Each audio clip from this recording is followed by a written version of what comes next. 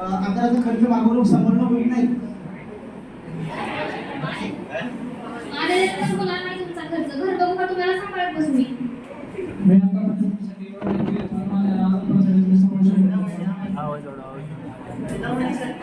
हे बघा, एक तर तुम्ही ह्या घरातून जा, नाहीतर मी तरी जातो. उद्या पण आम्ही जातो. आजोबा त्या ठिकाणावरून रागारागाने बाहेर निघून जातात. आजोबाची स्थिती पहिलेच गंभीर असते. मग बाहेर गेल्यानंतर ना आजोबांना चक्कर येते. योगायोगाने त्या ठिकाणी एक नर्स स्टाफ तिथे असते. मग त्यानंतर पाहूया आपण आजोबासोबत काय घडते.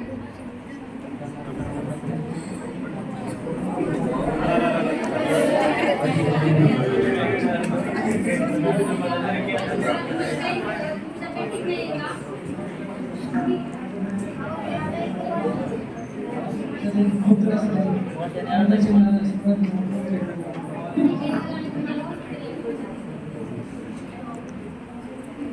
अशा प्रकारे एक नर्स त्या रस्त्यावर चालणाऱ्या आजोबांना आजारी पडलेले बघून त्यांची मदत करत असते. त्यांना हॉस्पिटलमध्ये घेऊन जाते. त्यांची पूर्ण प्रकृती व्यवस्थित झाल्यानंतर त्यांच्या घरी घेऊन जाते आणि त्याचप्रमाणे त्यांच्या मुलाला आणि त्यांच्या सुनेला त्यांना सांभाळण्यासाठी सांगते. हे झाल्यानंतर ना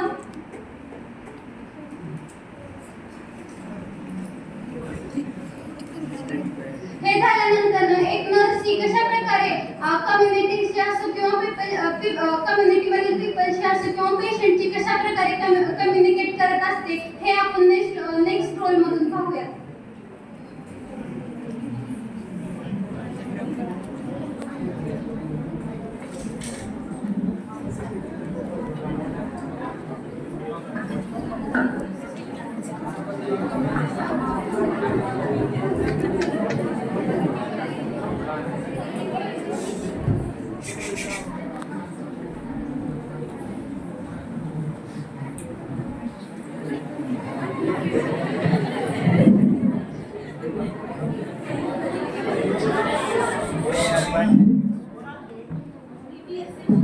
मी BSc मधून तुमच्या सगळ्यांना केअर प्रोव्हाइड करण्यासाठी किंवा तुमची स्वतःची जी हायजीन असते ती कशी मेंटेन करायची ते सांगण्यासाठी आली आहे.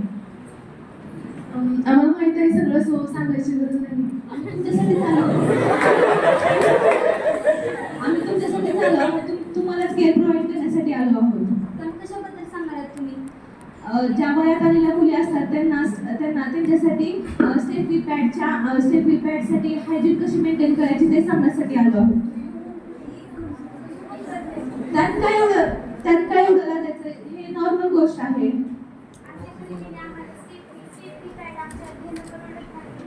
स्टेपी पॅड ह्या खूप किरकोळ किमतीमध्ये भेटतात. त्या सगळ्यात तुम्हाला परवडणाऱ्या आहेत. त्याचे खूप सारे उपयोग आहेत. तुम्ही तुमची हायजीन मेंटेन केली पाहिजे.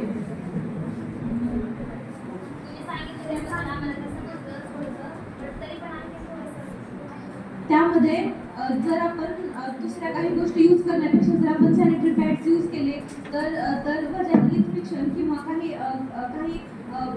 भविष्यात चालून येणारे इन्फेक्शन असतात ते प्रिव्हेंट होतात.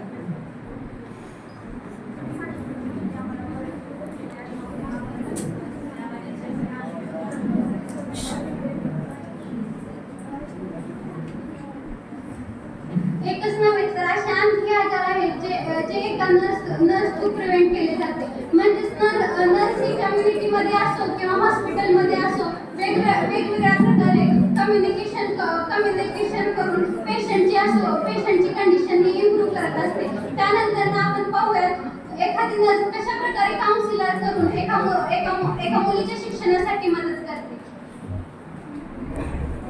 तुझ्यामुळे ही माझी मुलगी नशिबाला पडली आहे. माझ्या आयुष्याला फरक लागला आहे. आपण दोघे मिळून सांभाळू शकतो तिला. नाही, माझ्यासोबत होत नाही तिला सांभाळणं. आपण सांभाळू शकतो. नाही, एवढ्या मुलीला शिक्षणाचा खर्च म्हणल्यावर कसं होईल? तिचं लवकर लग्न करून टाकू. पप्पा मला शिकायचंय काय म्हणलं असतो ना? आपण तिला शिकवू शकतो. पैशाने होत नाही.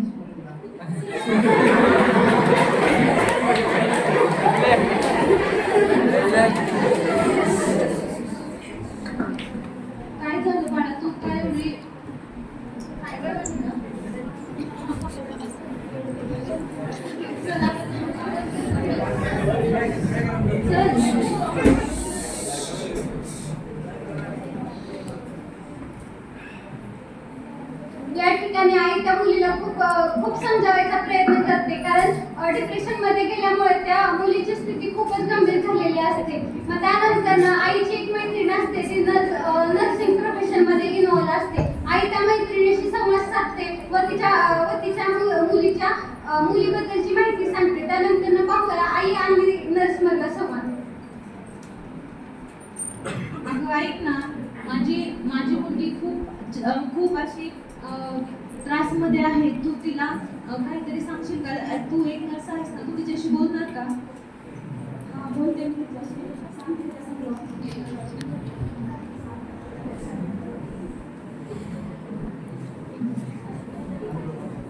ए मुली, काय झालं का? का अशी बसलीस? काही नाही झालं. असं काय नाही झालं? तुला असं डिप्रेशनमध्ये दिसत आहे. सांग नाही का? सांग काय झालं? मला एकतर शिकायचंय, मला मोठं व्हायचंय, पण माझे पप्पा मला शिकवतच नाही.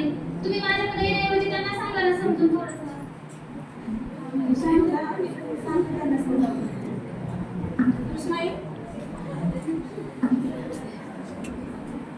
काय म्हणते तुला? माहिती का तुम्हाला? तिला शिकायचं आहे. पण आमची परिस्थिती नाही तिला शिकवण्याची. तिला शिकवलं नाही.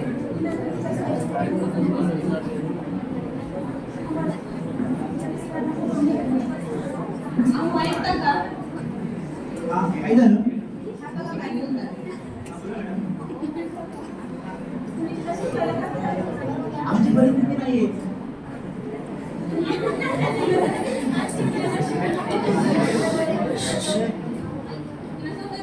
स्वतःच्या पायावर उभं राहू शकते.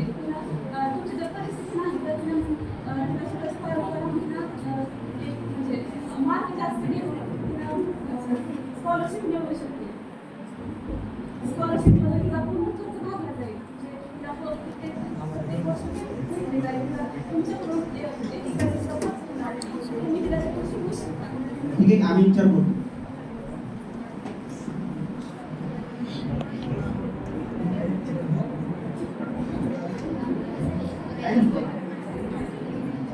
मी शिकवायला तयार आहे.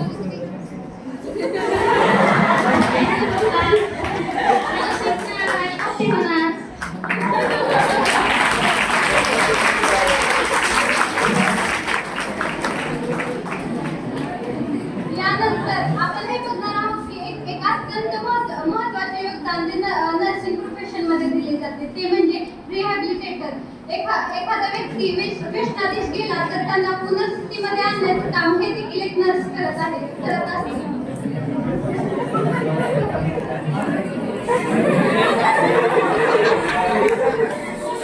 अरे माझ्या आईने आपण काय करू? घेऊ.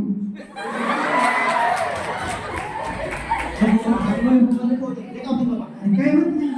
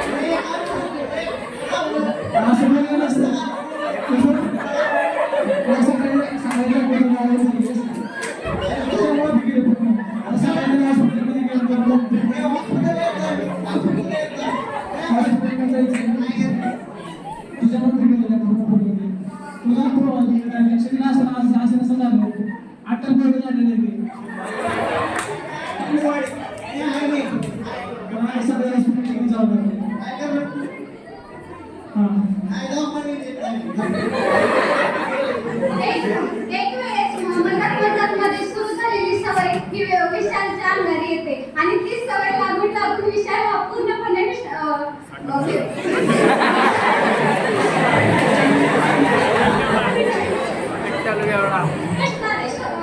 प्रश्न दिसतो आणि त्यानंतर त्याचे आई वडील त्यांना हॉस्पिटलमध्ये घेऊन जातात.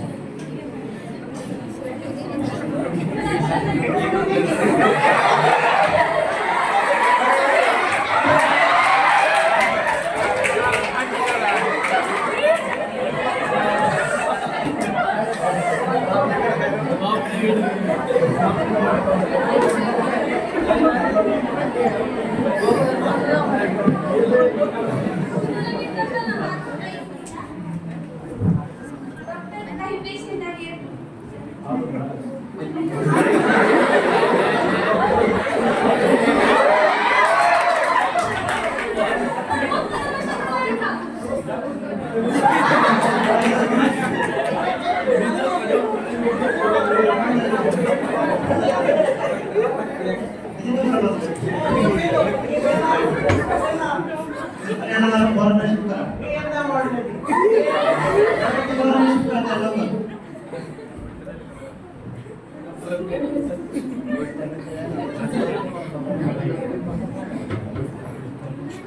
सिस्टर ही पेशंटकडे लक्ष देत असते व 1-2 दिवस निरीक्षण केल्यानंतर ना सिस्टरने त्याची आई सोबत कम्युनिकेशन करून त्याला रिहॅबिलिटेटर सेंटरमध्ये शिफ्ट करण्याचे सांगते.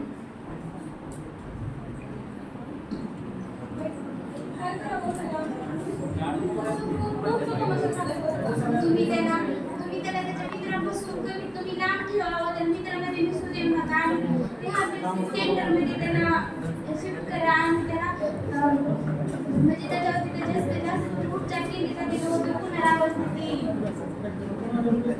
नाही लागणार.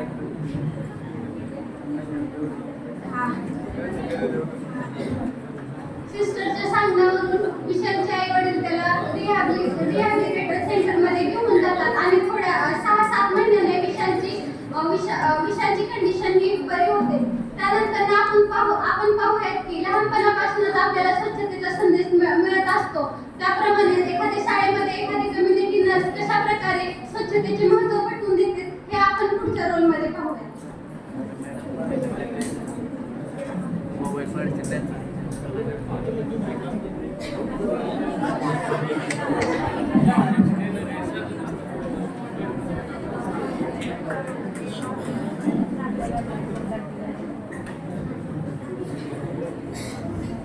Number 1, Present, ma'am.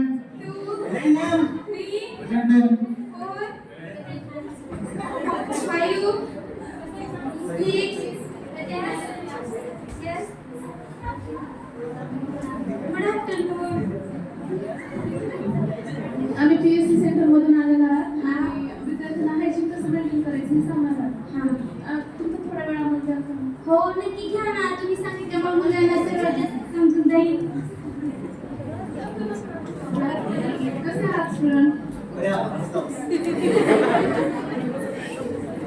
तर मी आज तुम्हाला हायजीन कसं मेंटेन करायची हे सांगणार आहे. कळलं मॅम, काय असतं ते hygiene म्हणजे? हायजीन म्हणजे आपण स्वच्छता कशी राखायची हे मी तुम्हाला सांगणार आहे. असं नाही. तर आपण हायजीन कशी ठेवायची की आपण जेवणाच्या आधी हात धुवायचा, टॉयलेट वरून आल्यानंतर हात धुवायचा. हे तर आम्ही दररोज करतो ना. जी हँड वॉशिंग प्रोसिजर आहे ती तुम्हाला मॅम करून दाखवते तसं तुम्ही त्याच्यामध्ये तुम्ही त्यांच्या भागात करायचं. जास्त नाही, जास्त डीप मध्ये सांगत नाही. तुम्ही करतात ना ते पण बरोबर असते, पण थोडीशी सांगते. असं नाही. बस आपण हात ओले करून घ्यायचे. हात ओले करून घ्यायचे, नंतर त्याला साबण आपल्याकडे साबण घ्यायचा. नंतर असं हे करायचं, चोळायचं. नंतर त्याला पाठीमागच्या साईडला पण दोन्ही हातावरती चोळून घ्यायचं. जमत नाही पडे? हां. नंतर त्याला आपले जे काही फिंगर बोटं असतात आपले, ते बोटं पण असे चोळून घ्यायचे सगळे, दोन्ही हाताचे. नंतर त्याला हे असतं एक हाताचं पाम, म्हणजे हे पुढचं असतं पाठी बोटाचं सरफेस, त्याला फिंगर टिप म्हणते. हे तळ हातावरती असं हे करायचं, कारण की असं जर आपला इथं ना थोडंसं म्हणजे जंतू असते, ते निघतात. मग ते असं चोळायचं दोन्ही हाताला. नंतर त्याला हे झालं, नंतर त्याला साबण आपण असा केलेला असतो, इथपर्यंत मनगटापर्यंत येतो. मग त्यामुळे ते मनगट पण असं थोडंसं चोळून घ्यायचं दोन्ही साईडला. आणि नंतर त्याला पाण्यानं आपल्याला हात धुवायचे. समजलं? आणि थंडायचं नाही. बरं. तुम्ही सांगितल्याबद्दल आमचे विद्यार्थी तुम्ही सांगितलेल्या हँड वॉशिंगची पालन करते.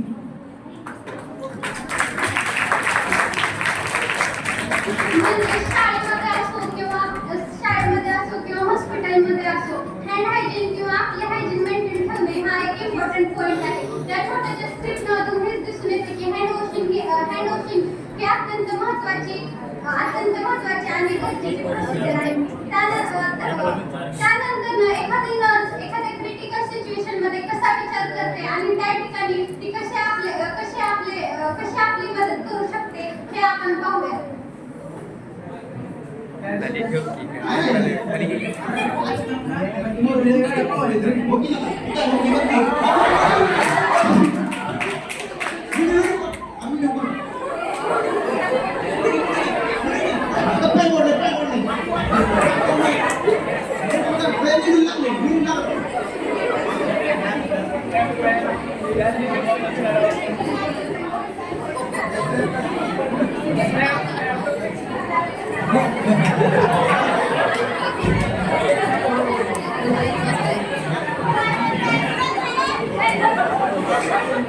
वाटत नाही आज वाटत नाही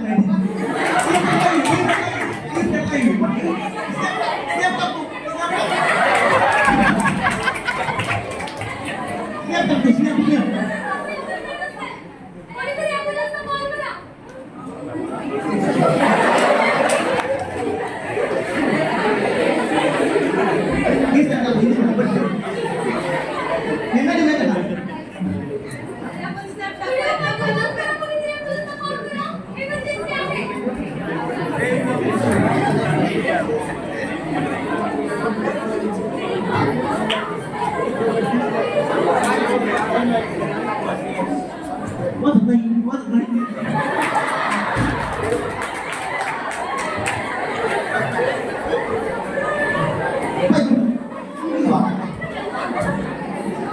हॅलो इथे बाळशास्त्राजवळ